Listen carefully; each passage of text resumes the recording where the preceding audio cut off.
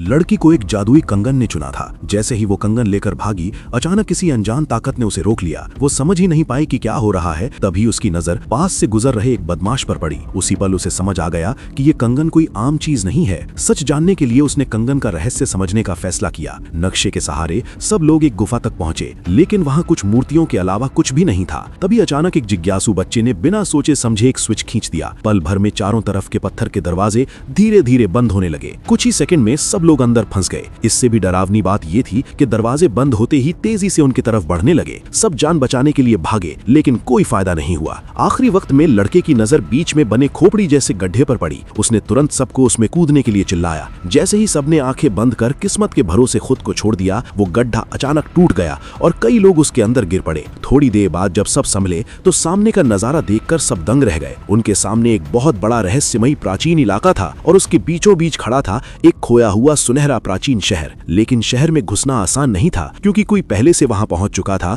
और गेट की रखवाली कर रहा था। ये देखते ही लड़की को एक तरकीब सूझी। उसने नीचे एक थैली फेंकी। आवाज सुनते ही दोनों पहरेदार उधर आ गए। तभी थैली से एक मेंढक उछल पड़ा। जैसे ही गंजा आदमी उसे देखने आगे बढ़ा, मेंढक ने अचानक उसे काट लिया और वो जहरीला होकर वहीं बेहोश हो गया। उसके बाद लोमड़ी भी आगे बढ़ी, लेकिन फिर भी अंदर जाना आसान नहीं था। शहर का गेट बहुत ऊंचा था और उस पर चारों तरफ नुकीले कांटे लगे थे, इसलिए उस पर चढ़ना नामुमकिन था। जब सब समझ नहीं पा रहे थे कि अब क्या करें, तभी लड़के ने देखा कि चांदनी में कुछ पत्थर की टाइलें चमक रही हैं और उन पर अजीब निशान बने हुए हैं। सबको लगा कि शायद यही गेट खुलने का तरीका है। फिर उन्होंने उन निशानों के हिसाब से मूर्तियों पर लगे स्विच एक साथ दबाए और सच में भारी शहर का दरवाजा खुल गया। जैसे ही सब अंदर पहुंचे, लड़की ने चौंकते हुए टॉर्च एक बंदर के हाथ में थमा दी।